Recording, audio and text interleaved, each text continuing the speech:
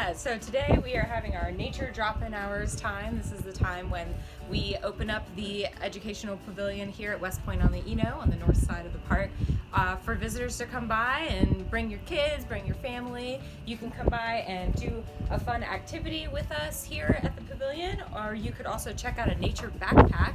The nature backpacks are cute little backpacks that have a couple of fun little things to take along with you along the trail as you walk and see what you can find out there. To find the days and times we'll be out here for drop-in hours, please visit dprplaymore.org. Look,